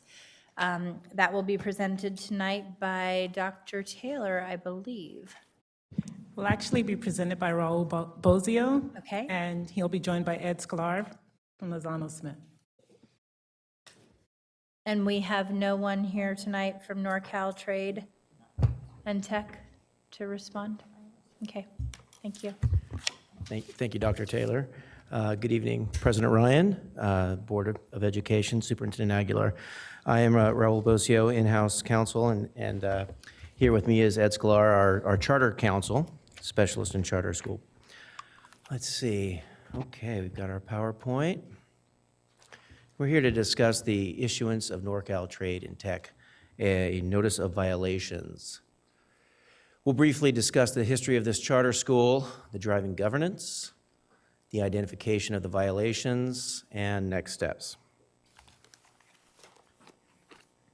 The district approved the charter school in January of 2018 for a term of 5 years, beginning July 1, 2018, expiring June 30, 2023. NorCal seeks to serve adult students over 18 years old and high school students under the provisions of the Workforce Innovation Opportunity Act, the WIOA program. Ed Code Section 47607C provides that the authorizing entity may revoke the charter of the charter school if it finds, through a showing of substantial evidence, that the charter school either committed material violations, failed to meet or pursue any of the people outcomes identified in the charter, failed to meet generally accepted accounting principles, or engaged in fiscal mismanagement, and or violated any other provision of law.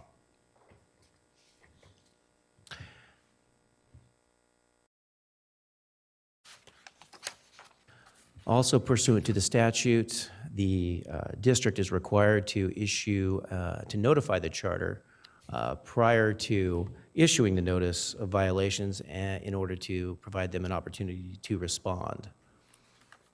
NorCal Trade and Tech was provided their notification of the notices on July 26th, so last Friday. And that was more than the 72-hour requirement under the code.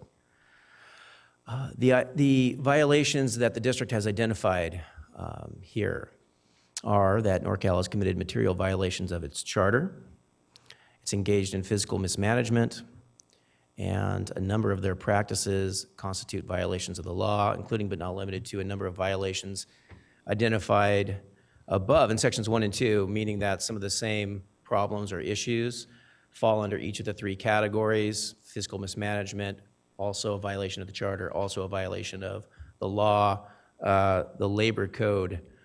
Specifically, just to give you a brief overview of some of these particulars, and then I'll turn it over to Ed to get into any more detail and answer any more questions. Some of the major violations that fall under the categories include an apparent failure for the charter school to engage with the WIOA program, which was, again, part of its charter, and a provider of the WIOA program.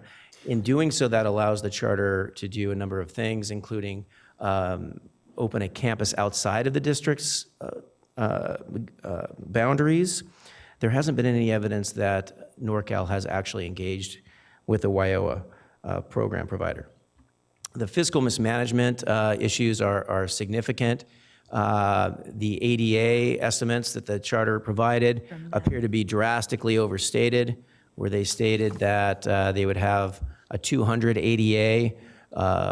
It would appear that the ADA is closer to 27 or 28 students. This is resulting in some major financial problems, requirement most likely to pay back the state a substantial amount of funds. There's also a problem with a grant that the charter received, a charter school grant that CDE, upon its audit of the grant, determined that the school was out of compliance with the grant requirements, including an apparent conflict of interest with regard to paying one of their board members for services using those grant funds. Again, that's one of the noticed violations that falls under various categories: violation of the law, conflict of interest, physical mismanagement, and not complying with their grant requirements, and the like. And lastly, again, another fiscal issue is that due to these problems with ADA and the like, they've fallen behind significantly on their payroll, and their CalSTRS reporting requirements are drastically behind. Thank you, Board. I'll turn it over to Mr. Sklar to answer any specifics. Thank you. Thank you, Mr. Bazio. Do we have any public comment on this item? No public comment. Okay, it looks like we have a couple board member comments and questions. Board Member Pritchett. Thank you, President Ryan. This is very disappointing. I was, maybe for Raul and for you, can you, it wasn't too long ago, can you remind me when we approved this charter? It was January 18th, 2018. Yeah, so it about a year wasn't and a too half, long yeah. ago. So can you tell us a little bit about like what the process is? Like once we approved the charter, did we work with them closely? How did we come up upon these violations? Well, I'll turn it over to Ed to talk about. He has probably more of the history of our former charter director, Mr. Kramer, who was working closely with the charter. Okay. Hi, I'm Ed Sklar, and I'm charter school counsel for this board. Obviously, Jack Kramer, the former charter overseer, would have the most intimate knowledge in regard to the work he did with NorCal. But Jack had kept me apprised, or Mr. Kramer kept me apprised as to his and staff's oversight of the charter school throughout the 1 year that they've been in operation. And basically, the district was doing what it's supposed to do, right? The district's obligation as the charter authorizer is to provide oversight to make sure that the charter is in compliance with the law, that they're in compliance with their own charter, and that they are, and to oversee the finances and make sure that they're fiscally sound. So in doing all of those things, these are not all of the concerns that Mr. Kramer had and addressed with NorCal throughout the year, but these were you only have so much paper and so much space that you can fit in a notice of violations. These were what we saw, particularly the fiscal mismanagement, as the most egregious concerns that he had been monitoring throughout the year. But these are violations that, just to reiterate, these are violations that we, the district, found, not a third party coming to us and telling us that these violations were happening, correct? That's correct. There is a specific violation, or there is a specific concern that's raised in the notice of violations about the withdrawal of the grant from the state, and these were matters that the state had raised, those specific issues. Yeah. But in regard to the big picture fiscal mismanagement issues, that was what the district was overseeing and had discovered. Okay, thank you for that. I appreciate it. Like I said, just very disappointing when this charter came to us. I had high hopes. This is a trade that many of our adults need, and I really had high hopes that they would succeed. So, very disappointing. Thank you, Board Member Pritchett. Board Member Minnick. Thank you. I agree with Member Pritchett. I was really excited about this. And I still believe that the potential for a project like this could be a game changer for a lot of people. And so I was extremely disappointed when I read this report. And one thing stood out for me was this line that said, they had operated in violation of its charter and the law and demonstrated indifference to the district and numerous other state agencies, including Department of Education, the state teachers retirement system. It was kind of shocking that I felt like these folks who I had so much faith in kind of disregarded the system, and that's frustrating. And I know we have some response from them on some of the concerns, but I just found I was very upset reading this report. My question then, so I know that what we're essentially doing tonight is if we move on this, we're voting to let them know that these are the issues and give them a timeline to correct all of them or get revoked. My question then for you is, does this need to then come back to us to vote again, or are we authorizing you to let this information, get this information to them, give them a timeline, and then if they're not able to correct that, we're done with it. We don't have to bring this back for another presentation. Yeah, that's a really good question and allows me to explain somewhat the process. Cool. If this will come back to this board. So fortunately or unfortunately, the state legislature did not make it easy to revoke a charter, right? Because they don't want to make it easy to close down a school. Once, you're exactly right that tonight is really just issuing notice to them and allowing them time to provide a written response to either refute or just simply respond to how they have remedied the violations raised in tonight's notice of violations. We're giving them 30 days to do that. Once the district staff receives the response, they'll review it and come back to this board to report out as to whether we should take the next step, which is a notice of intent to revoke and to set a public hearing for revocation. So then we would have to ask this board to issue that. Then we would have if we continue down that road, have a public hearing on revocation, and then this board would be asked to issue a written decision as to, if they were going to revoke, to issue a written decision to revoke. So a several-step process that is going to come back in front to this board a couple more times. And so then a follow-up to that then, does that mean then in the meantime, they could potentially have staff people that aren't getting paid, they're not meeting students' needs, all these things are continuing until we've gotten to that third stage or whatever it is? That's correct. They have the right to continue to operate and operate as they can until. And I guess theoretically, those staff people have the right to stop showing up to work, but the fact is they entered into a contract and now they're not getting paid. That's correct. And in all candor, I don't know what the latest status is, but we have not heard anything that they have found any type of funding to pay their payroll, cover their payroll, make the STRS contributions. So, and since it seems like, this tells me that knowing that there's this long process, and I appreciate that there's a lot of hurdles to revoke a charter because, we don't want to willy-nilly, pull the rug out from under students, but knowing that this process so long, it seems as though time is of the essence for us to act on this tonight so that we can get this process moving, if, so that they either can fix this problem or they can, wrap up. That's my recommendation. Okay, thank you. So I want to point out a couple things. I am greatly concerned by the egregious level of violations and the impact on students.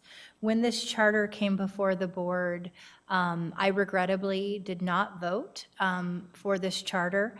And it was because after meeting with these individuals, meeting with the staff to ask follow-up questions, our staff did their due diligence and in fact said that they had grave concerns. I said that reading that application page to page, cover to cover, that it was the worst application I had ever seen for a charter. The vision was there, but the ability to execute and the fiduciary responsibility was a wing and a prayer. And this is what we're seeing both with the revocation of the WEO state funding and the financial dilemma that they find themselves in. And what makes me very sad about this is we now have to go through a process whereby we know that students and employees are not being served as we try to work the process to lawfully revoke a charter. And I think what's sad about this further is that we have good schools that go through a very rigorous process to be assessed for the ability to have their charter approved. And this flies in the face of all of that work. Once again, I am incredibly disturbed, and it is the impact on students that will sit with me the most as we wait for a final resolution to this issue. Board Member Morowski. Thank you. It's obviously a very disturbing situation. I'm wondering what kind of, is there like a prevention and early intervention warning system that, or did this just all go on and then we found out all of these things were happening? I mean, is there what went wrong? Like, was there a way to work?